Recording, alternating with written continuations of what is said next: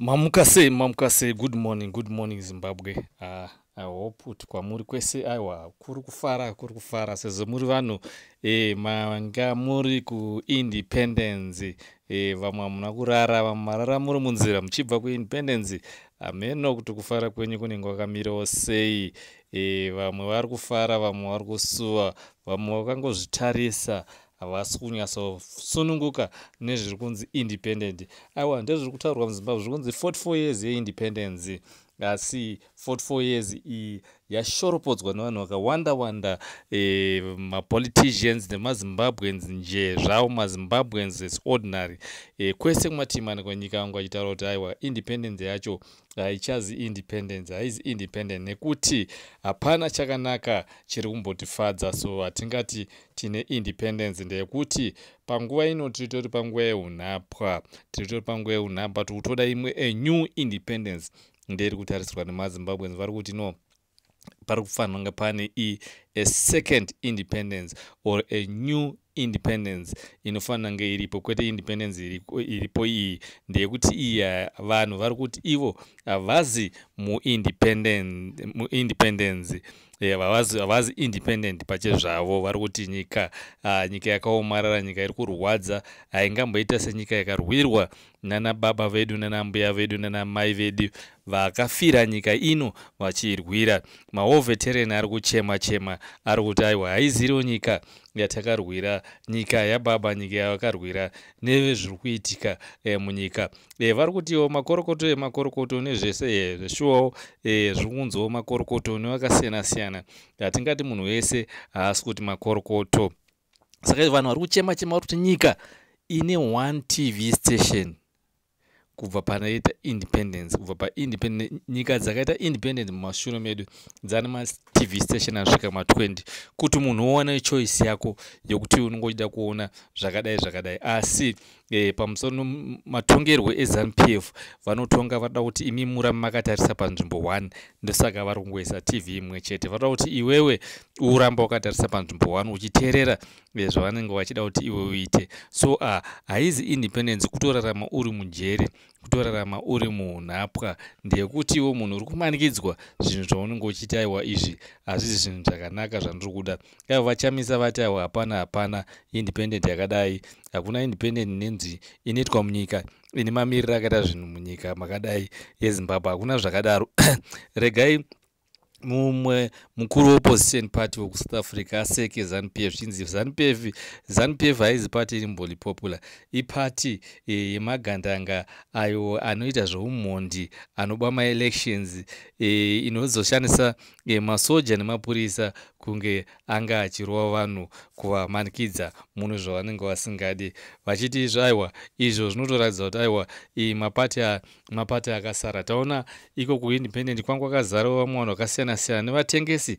Munowaziva vatengesi vakatengesa freedom yemazimbabwean mazhinji vakawanda. Even nyange panguva yairwa usununguko vatengesi vanga varimo, ndo tawaona vanga variko ana Shabangu nana Welshman Ncube nana Hwende vanga variko ikoko kunhingirikinzi kuindependence ikoko kwaMurambinda, vachinopuhwa dzimwe mari dzimwe dzandzakasaririra dzokutengesa kwavakaita Zimbabwe kune avo vanhu vapambe pfumi, because pari zvino iko zvino ZANU-PF ndo yatova pambe pfumi, ndekuti yakapamba pfumi yese yakaisa kudivi kwayo. Iri kuita zvainoda nepfumi iyoyo, zvaingoita vapambe pfumi nyika isati yarwirwa rusununguko nevanhu vatema. So pari zvino paridikanwa rusununguko rokusunungura vanhu vatema kubva muvanhu vatema, ndekuti vapambe pfumi vevatema ava vari kuratidza kuti aiwa vari kuita zvinhu zvese zvisiri pamutemo, ende vari kumanikidza vanhu kuti vange vachivada ivo vanhu vasivade. Kwozoita zvimwe munyaya dzabuda ikoko, nyaya dzanga dzichinyadzisa zvinzi ava vanongoonekwa vachingotenderera vachingoenda kwese kwese vachiteera semhuru, vachiteera ZANU-PF, ivo vanoitwa Love More Madhuku, asi bhutsi yavo yaonekwa yakatsemuka zvichiratidza kuti aiwa zvinhu zvakatovaomerawo muupenyu, asi munhu anongoshandiswawo nokusada kuti kungosarira pane zvinhu, munhu anoshandiswawo. Zvichinzi izvo independent inongoita independent. Why? Matreni chaiwo hapana. Matreni iri ngorungura dzega akapaka munjanji, makutoiswa dzimba, makutomera miti, mamera huswa. Marodzi chaiwo arunzi angova mapotholes.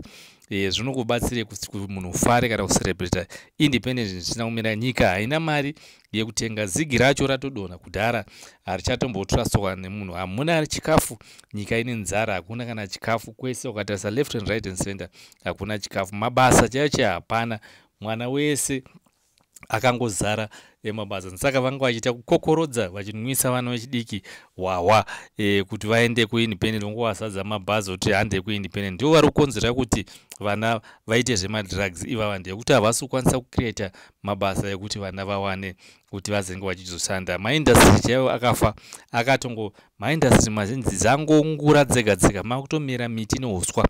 Maindastry aifunctiona zvakanaka, airana zvakanaka. Nepamusana peZANU-PF iyo yakundikana, iyo yaonekwa pari zvino yada kungomanikidza vanhu kuti irambe iri pabawo. Asi izvo kumanikidza nokungoramba kwagara hazvizvo zvinochinja kuti nyika iite zvakanaka. Aiwa, zvinochinja kuti nyika iite zvakanaka, kufadza vanhu, kusunungura vanhu vanyatsotaura zvavanoda kuti vanhu vasununguke. Kuisa mitemo yakaomarara nokuisa hazvina kwazvakambobatsira. Wese worldwide madictators anoramba akangodaro, hapana zvinochinja. Ndekuti munhu anenge asingafare. Munhu kana asingafare, hapana chinoenda mberi. Vanoramba vakamira ipapo. Maroads, madust roads ese mumaruzevha makabva 19 ngocha nhembe, there was still dust. Hapana ngonzi ane tara, mamwe acho, but haana kana tara. Mashops ese ekumaruzevha kwese nemudhorobha dzangongura dzega parufu. Even building hainambopendwa, yani more than 15-20 years isina kana mbopendwa. Toenda even nyangwe maroad markings hamuna. Street lights ese akatyoka ese haana kumbopendwa. Marara upside down, haina madhorobha ese sanganisira nereHarare, Bulawayo, Beitbridge, Bulawayo nemutare zvakange nani, Bindura, Marondera, kupi kwese ingori disaster. Gweru ingori disaster izimatowns. So unyatsoona kuti hapana kuri kuendwa mvura chaiche, mvura ine tsvina haisi kuendwa. Ndezviri kuita kuti korera ichiramba ichiwanda, ndekuti vanhu havana kana mvura. Vanhu vari kuzongonwa mvura inotsvina, ndekuti mapipes ane makore asina kuchinjwa. Ndaakaiswa naSmith akamaisawo hwazi kuma1950s, ndaachirongofambisa mvura. Saka aora mazhinji acho ane rust, achaita ada kutochinjwa. Ndaizvi ZANU-PF ichiita zvinhu zvitori zvine upenyu dai akamachinja mapipes, vanhu vachiwana mvura yakanakisa chose. Magetsi chaiche hapana. Magetsi tine zvichingonyeperwa kunzi magetsi aita zvirinani, zvichingobira kuti asi vanhu havana kana magetsi mumalokesheni mese mune mumaruwa. Havana kana magetsi nemumasities mese mumagrowth point hamuna magetsi. Totarisa even nyangwe macivil servants chaari kuchema, even nyangwe paakabatwa nezigi, kutoratidza kuti ivo havasitombotrust, havasitombofarira macivil servants nyangwe zigi racho, kuti aiwa tingagopiwa mari yakadai sose. Mapurisa, manesi, masoldiers vari kucomplaina. Mapurisa chaiche anga achitodemonstrata kuti vaende kwaMurambi kuti vanoita maparedhi nemasoja. Uniform yakabvaruka, bhutsi dzakapera pasi, vachitomanikidzwa kunzi vatokwereta kuna mamwe mafriends arinenge kumadifferent province kuti vaone chokupfeka, vazoona chokunge vachishandisa paindependence. Hungava upenyu here hwokuti vanhu vanoita zvakadaro izvozvo? Aiwa, hazvizvi zvinokurudzirwa. Toenda pane nhau imwe yaitaurwa naChris Mutsvangwa, zvinzi mari zhinji, magold, madiamond ese akabiwa patime yange ina Mugabe. Ndokwakaenda, but ivo vanga varipo vanhu ava vakatarisa. Izvezvo vada kublema munhu asipo, ndekuti vanoziva kuti hapasina anokwanisa kunge achinongedzera kuti uyu ndiane mhosva. Manga muripo, makadya mese mari idzi. Kwede kuta kuti patime yanga ine gono ndopakabiwa mari dzichendiswa naDubai. Apa gono wacho ari kuramba kuti haazive. Saka zvinhu zvozo zvinoratidza point yekuti gono ari kutaura kuti inini handitomboziva zvekuti mari yeZimbabwe gold reZimbabwe rakabiwa rakaenda kuDubai or madiamonds. Ari kuti iye paakapinda paugavhena panga mureserve bank manga musina kana kobiri, manga musina kana cent, kana even nyangwe bar 1 regoridhe. Saka zvaitoratidza zvakatolutwa kudhara before was. zvindoratidza kuti aiwa nyika hapana kwatiri kuenda. Ndavadzoserawo US dollar iro toramba tichishanda naro kusvika iyo hurumende yeZANU-PF yanyasoziva kuti vanhu vanodiwa kurespectwa. Respect inofanira kutangira kuvanhu yozodzokera kumapolitician. Vakada kuiti vanoitangira kwavari ivo vachiunza kuvanhu vachida kurespectwa ivo, hapana chavanhu. Ndisaka vari kuluza, ndisaka vasiri kumbowana mavhotsi, vari kuzoita kukokorodza vanhu, vari kutoziva kuti vanhu havachamboada. Ndisaka vari kuisa mitemo yakaomarara yekukwadza vanhu kuti ase, but izvi hazvishande. Munhu kana asade chinhu anenge asisatombochida. Nyange vakaisa mitemo yekuti paite macolleges anenge aida kudzidzisa vana zvakadai kuda kuzama kuda kubrainwasha vana, vanhu vabereki ndivanogara nemhuri dzavo vari kutovadzidzisa kuti ichi chipatika ichi hachisi chipati chekutombotedzera, chiri kutokanganisa nyika ino yese. Nyika yaora because nenhava yechipati ichi. Hakuna kana munhu even nyange weZANU-PF chaiye hasimbofanira zviruitira. Vana opera nemushikashika ndizvo vari kungoita mabasa, nekutengesa masokisi mumastreet, nekutengesa mafruits. Hakuna kana mabasa.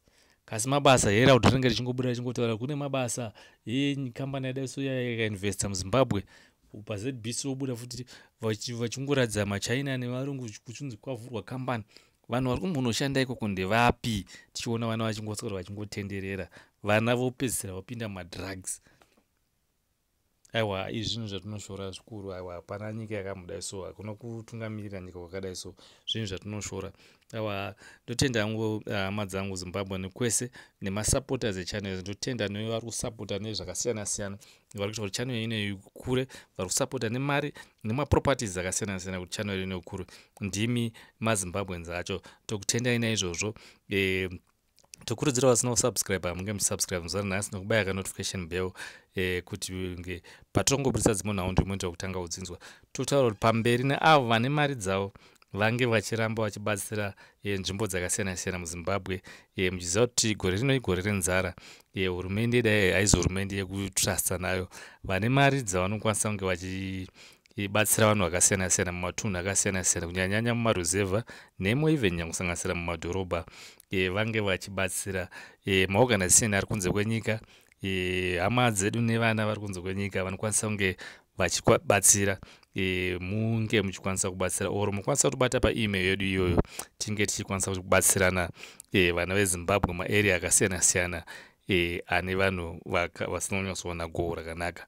Nezvese zvamunokwanisa kubatsira, ingava mari, dzingava hembe, dzingava anything kwamuri iko kumadiaspora, even nyange muHarare, mumaBulawayo, mumaarea muZimbabwe, kunava vanokwanisa kunge vachibatsira. Munokwanisa kutobata paemail yedu iyoyo, or munokwanisa kuenda direct kuvanhu muchikwanisa kunge muchinovabatsira nepamunenge munapo, kuti tisanyanya kukwara nenzara Zimbabwe. Aiwa, ndinotenda Zimbabwe.